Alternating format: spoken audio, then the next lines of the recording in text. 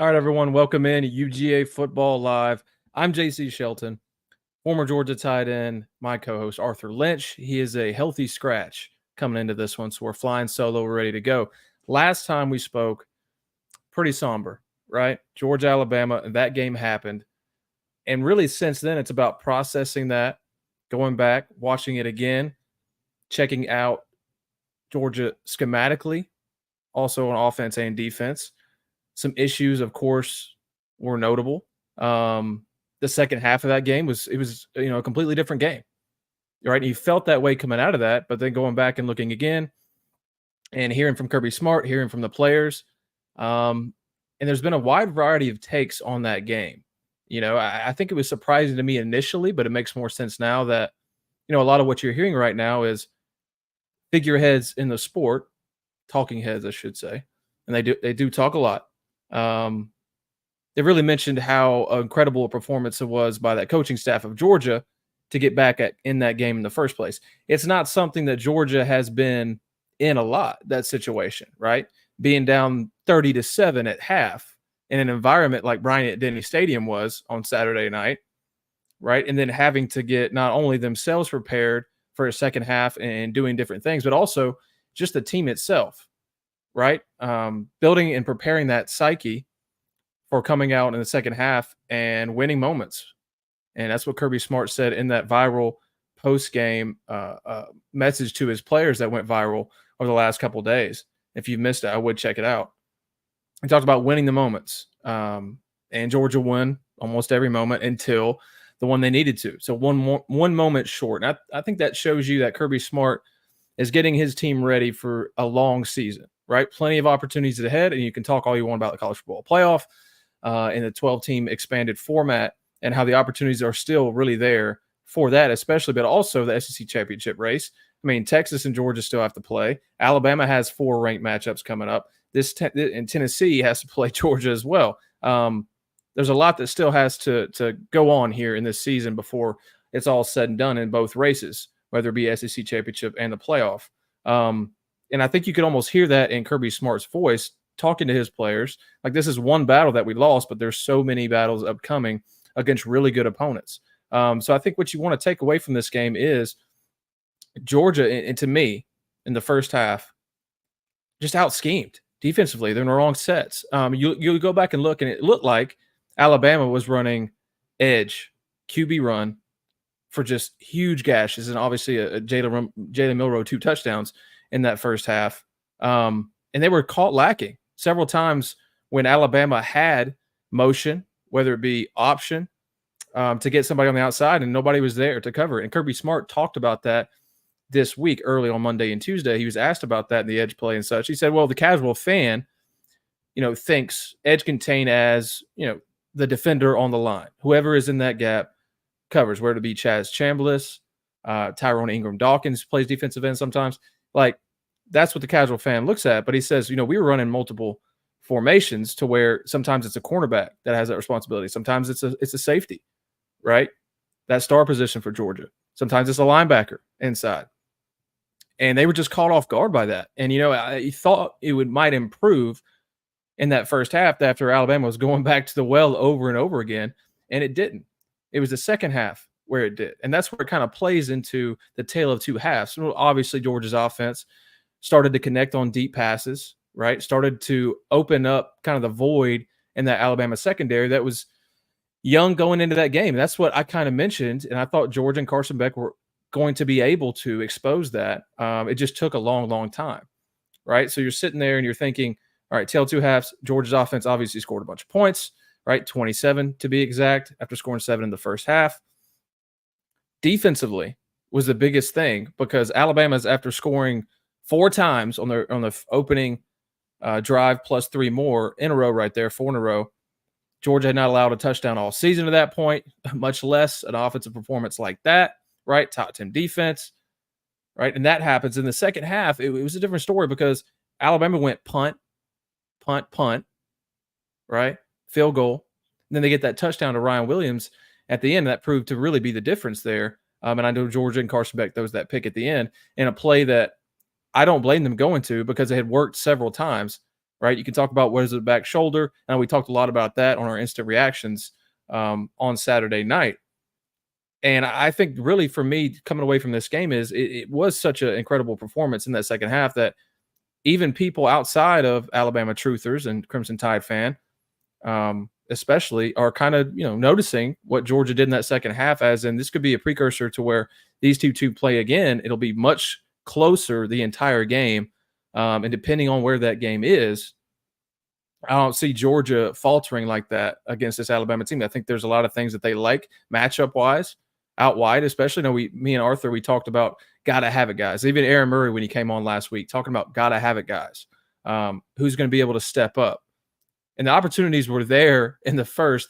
A lot of drops, right? A lot of situations to where receivers were not expecting the ball for some reason. That's execution.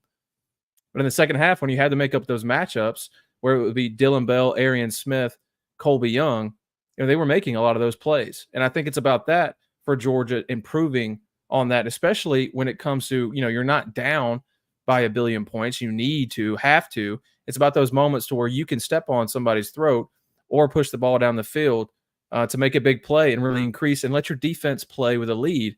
And that's what Georgia's been so good at usually. Now, what went into that Georgia's offensive success in the second half? Well, it wasn't on third down. I'll tell you that. I mean, Georgia came into the game at 39% on third down. They finished first in the country last year at 54, and they went 3 of 15 on third down. So it was just chunk plays what Georgia was getting, which we haven't seen all year and really into that second half, right? Which is really surprising to me. And Kirby Smart has been asked about it, and he talks about how, well, last year when we were first and third down, we had much, much more manageable third downs, just from a yards perspective. And absolutely, I think that's right. And 3 of 15 on third, 5 of 5 on fourth. Now, obviously, the fourth downs weren't as lengthy as those thirds, and then Georgia really had no issues there, and really, really meaningful moments getting plays and making plays when they needed to. And I think as a Georgia fan, you sit there and you think positively about that. You try to look for a silver lining. It's Georgia made plays when it absolutely needed to, especially on offense. Right. So I think that moving forward, when you think about those games, and I think it's all judging the kind of the feeling of the fan base is, we play like that against Texas in Austin, play like that against Ole Miss in Oxford. Those probably will be losses. So how do you build on that? Well, third down is my key. And we mentioned it going into the game, it has to be third down. How does Georgia get into more manageable situations like that? Early downs, first and second, how do they be better? Run the ball. This game was totally weird because Georgia being down like it was and looking for momentum and chunk plays to flip the field at the very least, were pass heavy. And the run was there when it needed to be, right? And I think you look at it right here, we can pull it up. But then you didn't get a chance for Trevor Etienne to really get going. You didn't get a chance for Branson Robinson to impose some physicality. I think the offensive line played well enough for Georgia there, right? It's just a weird game in that standpoint. We really can't get it going. Trevor Etienne averaged 4.6 yards per carry. Dylan Bell had a couple carries, 4.5 yards. We have yet to see a real game other than Clemson. And, Trevor Etienne missed that game too. It was really Nate Frazier and Branson Robinson. We have yet to see a game where really Georgia has bullied people up front enough to where they run the ball effectively, consistently. And that's a huge part of Georgia's offense. It's a huge part of what Mike Bobo likes to do, and really pull in those linebackers and hit play action over the top, open up the space in the back end to make it a little easier pass-wise. We have yet to see that game. Now, Georgia going into Auburn, I think the opportunity is there, right, for these guys, especially without Tate Ratledge at right guard. I think Micah Morris played well against Bama. That's a good defensive line, we know. I think he played well. This is another opportunity for those guys to gel a little bit together because we know Tate Ratledge is going to be out for, another 4 weeks or such at least. And we know that tightrope ankle injury is really weird. He had that surgery that Brock Bowers and Amarius Mims had last year, and neither of those guys were ultimately healthy when they did come back. They were pushing through a lot of pain. So that's going to be a question for Georgia moving forward, getting Micah Morris in that offensive line group, getting them gelled a little bit. I think the opportunity is there at home against a physical Auburn defense, and we'll look into that in just a moment. But I want to leave you with this with Alabama and Georgia. A lot of people are saying after I've seen this, beyond SEC football fans, that they were really impressed with Georgia and Kirby Smart at the back end. Of course, really, really impressed with Jalen Milroe and Ryan Williams and such. You play that game again, I'm really, really interested, and we might have that opportunity to see that. And it just beyond being, a Georgia alum myself and you guys being Georgia football fans, beyond that, just as a college football fan, watching that game again is going to be really interesting if it does come to that. And there is a real possibility with how the SEC is shaping out this year. No divisions, right? Top two teams in conference standings. They'll play in Atlanta. So I'll leave you with this. They play that game again, and I think Georgia feels that it can win that game, especially. And considering just, the massive weirdness of that game, I think that's a positive for them. And I think they saw some things that they can exploit the next time they play if they do. And we'll move on to Auburn here. Auburn, last year, Georgia was down. It took just a Superman effort by Carson Beck and Brock Bowers last year. Lab McConkey with some first down catches as well to win that game in Jordan-Hare. But this game ain't the Jordan-Hare this year, right? And Alabama, in Auburn and Georgia in Athens, especially recently, has been all dogs. They have their number. Hugh Freeze going in his second year as head coach. I was really impressed with the Tigers last year in Jordan-Hare and making that a game against Georgia, a team that went 13-1, was a 3-point loss away from the college football playoff. This issue with Hugh Freeze, and if you haven't heard it, you're going to hear it again, is turnovers this year offensively, right? Offensively, the turnovers that Peyton Thorne, or whether it be Hank Brown, who also got a game as a quarterback as well. They've had a quarterback situation there. It's been just a complete mess on offense. And it's interesting because they have the guys to run the ball well. They have Jarquez Hunter, who is one of the best running backs in the country. Now, from a national perspective, you might think that. You might have forgotten his name just because I think Auburn has really buried him somehow in this run game because of the incompetence at quarterback, right? Teams, and Georgia is going to, believe me, Georgia is going to provide a lot of problems to Peyton Thorne.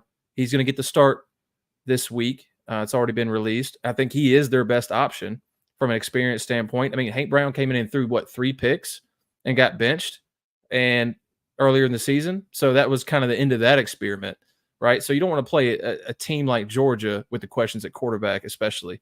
It's not going to be a 2 system like you're seeing at Florida right now with Graham Mertz and DJ Lagway. But this is interesting from that standpoint because Auburn loves to run RPO, and Hugh Freeze was doing those long before it became popularized.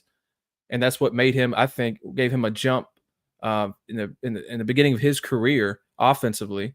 And he got some players in this offseason, right? We're talking about Auburn. We're thinking they're going to improve in year 2 under Hugh Freeze. He's had success wherever he's been eventually, right? He's going to get his guys in. He gets Cam Coleman, one of the best receivers in the country in the 24 class. Big, physical, kind of a Julio Jones body type. Can go up for jump balls really quick as well and fast in a straight line to get those deep balls. But they haven't been able to use him right because of the situation at quarterback. And you can't really run RPOs if the pass threat isn't even there.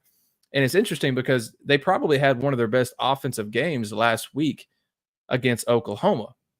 And they had that game won, but they had the lead at one time. It looked like their defense was holding up enough against a really questionable Oklahoma offense. Obviously, they've had their own quarterback situations early in the season. Benching Arnold, Hawkins coming in and playing well. But somehow it's almost like they're finding a way to lose because they already lost to Cal. All right. They already lost to Arkansas, and Arkansas was at home. Oklahoma, they had that game. And until the issues plaguing Auburn really reared its head at the end of that game and Peyton Thorne throwing really a game-sealing interception. So the opportunities are going to be there for Georgia to get the ball, it seems like, because I'll tell you this, and it's absolutely astounding to me with an offensive mind like Hugh Freeze that the turnovers keep kind of following throughout his career, but 9 interceptions this season from Auburn. That's 6 fumbles, 2. That's a -11 turnover margin on the season. Auburn loses 1.3 turnovers per game. That's 118th in the country. There's 133 FBS teams, by the way. They are they definitely are the worst SEC team when it comes in.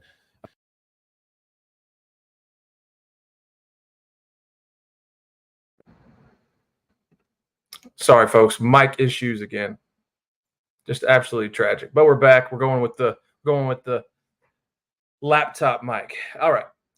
Turnovers wise, yes, SEC, because it's astounding to me that they've been able to really even put up fights they have with the issues. That just kind of shows you Auburn does have a really good defense, and they recruited well there in program history. It's like always Georgia and Auburn, it's going to be a defensive battle. But the issues with Auburn on offense just makes me think this is going to be such a one-sided affair, especially coming into an environment in Athens. And Georgia's been clamoring for a good home game all season. They haven't had one. This is, uh, other than Tennessee later in the season, this is going to be probably the second biggest home game in the minds of Georgia fans. They're going to be really loud.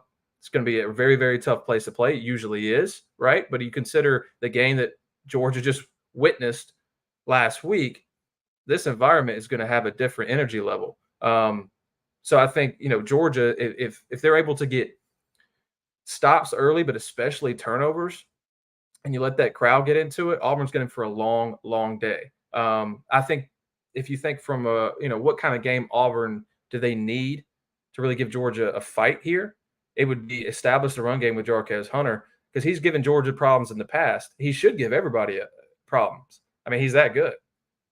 Kirby Smart just compared him to Nick Chubb, Georgia's second all-time leading rusher. Just compared him to Nick Chubb this week. They really feel highly about this kid, Jarquez Hunter.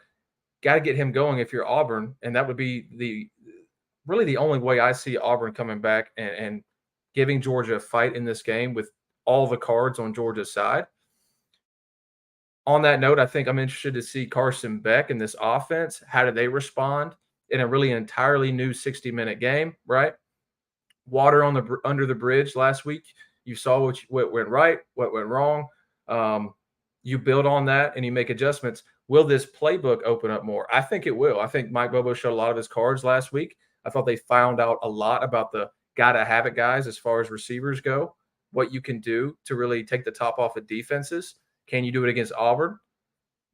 Possibly. And I think Georgia will here against Dylan Bell, Arian Smith, Colby Young, and maybe London Humphreys. He's hopeful for this game. He missed last week. I think it was an illness. I heard mono, but I'm not sure. Georgia didn't confirm. But he missed that game as well. So I think Georgia has that ability, man. We just got to see it 60 minutes. It's got to be always there, always an option for Georgia to use and not hit or miss, right? Because that's how definitely it was the last few weeks, and especially against Alabama there in the first half until plays were made in the second. Another thing about Auburn, let's talk defensively. They are 17th in red zone defense in the country. Defensively, 37th in scoring, 18.8 points per game, 50 in total defense, 329 yards per game. They haven't really played any good offenses, right? So this is definitely the best offense Auburn has faced. Arkansas really tore people up in the first part of the season. That has kind of simmered down a little bit as they got into the SEC slate. We already talked about Oklahoma and their struggles on offense. So the opportunity is there, I think, for Georgia to really take advantage defensively. Auburn offensively, just quick numbers for you: 43 in total offense, 77th in scoring offense at 23.5 points per game. I just don't see this Auburn offense, magically getting playmakers in place and the ability to get the ball to them by Peyton Thorne or whoever's quarterback. I mean, he's going to get the start, but we've seen Hank Brown too. So there's no guarantee that he won't make an appearance either. Very young, he's a freshman. But Peyton Thorne gives you your best chance. I just don't see them making enough plays, because I think Georgia found a lot of confidence in itself last week in the second half defensively.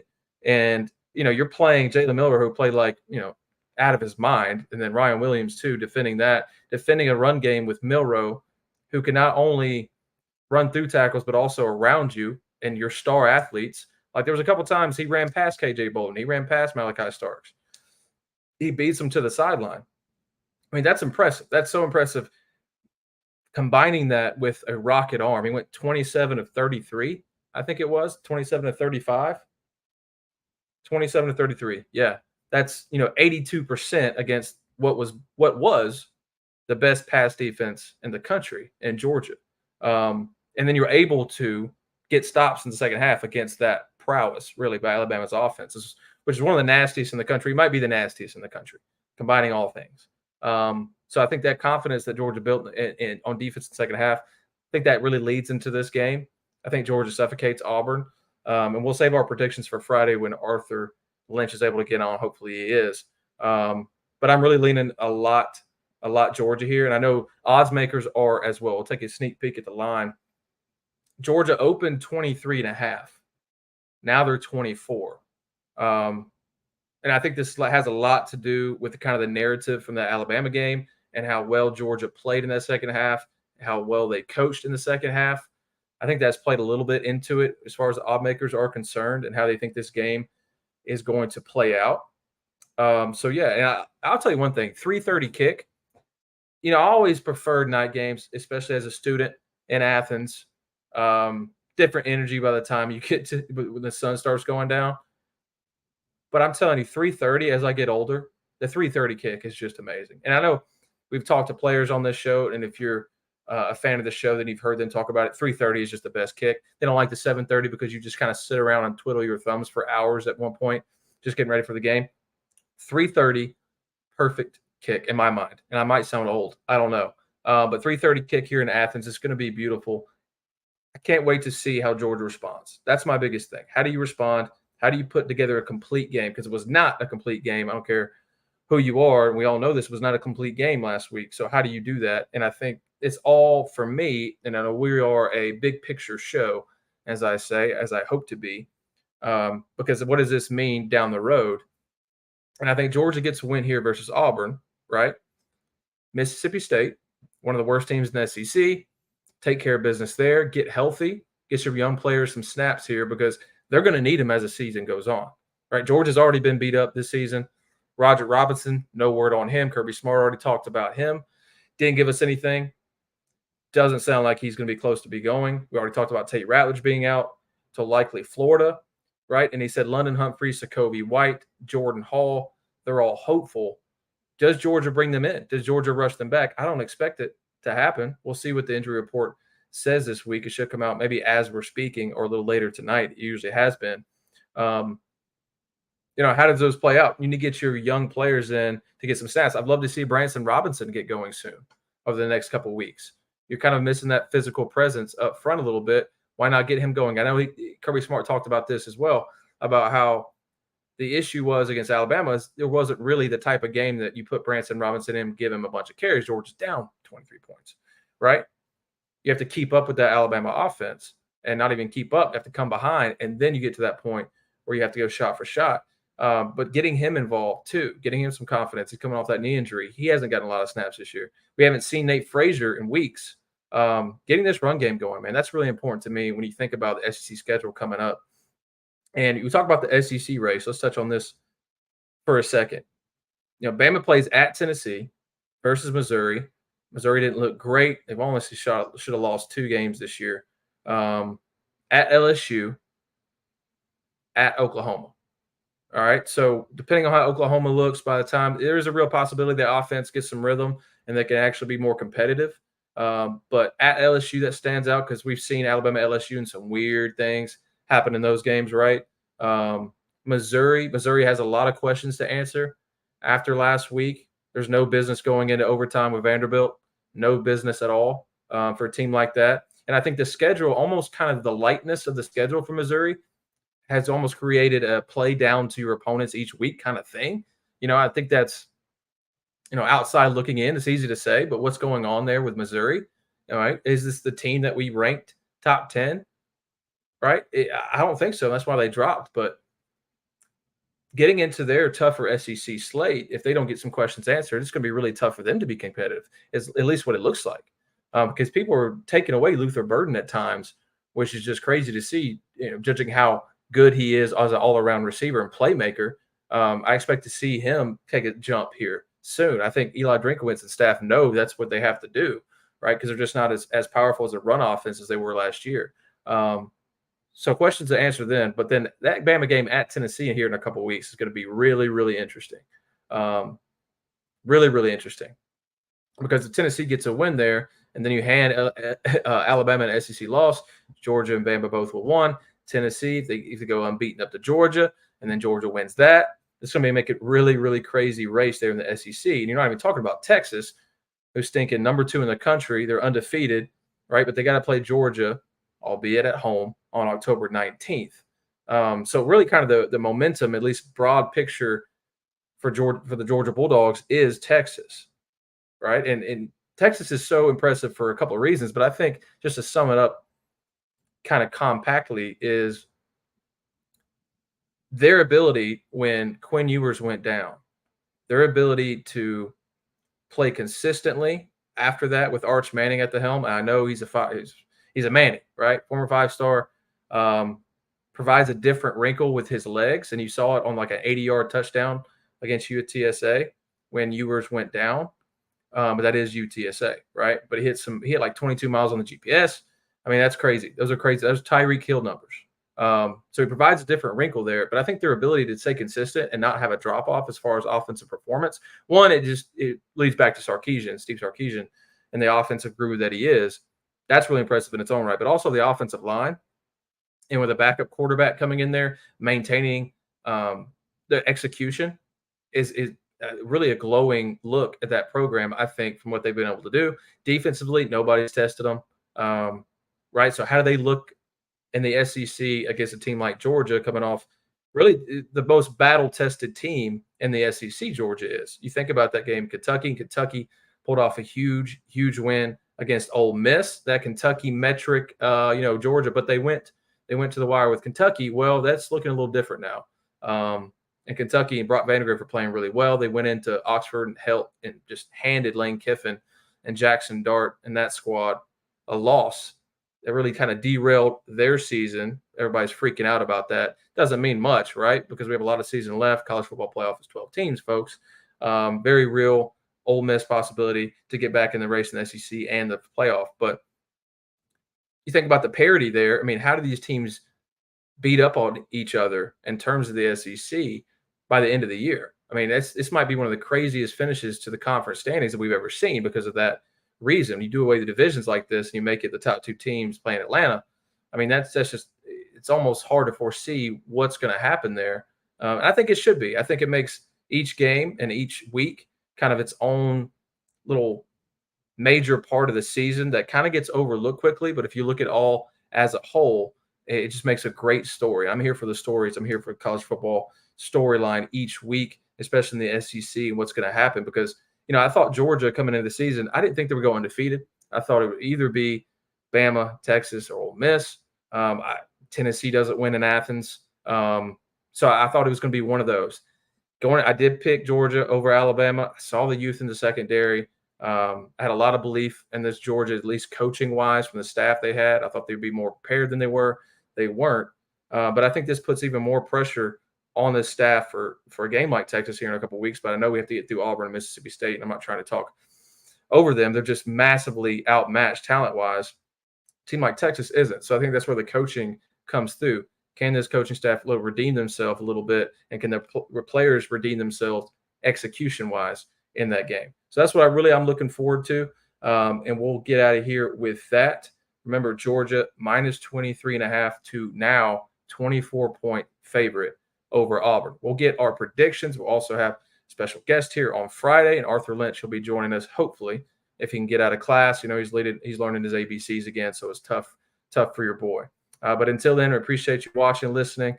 If you're watching live on X, Facebook, or YouTube with the Pulse Sports Network, or listening wherever you get your podcasts. Take care. We're going to go watch the Braves now. A lot on the line for the Bravos tonight. So we'll talk to you soon.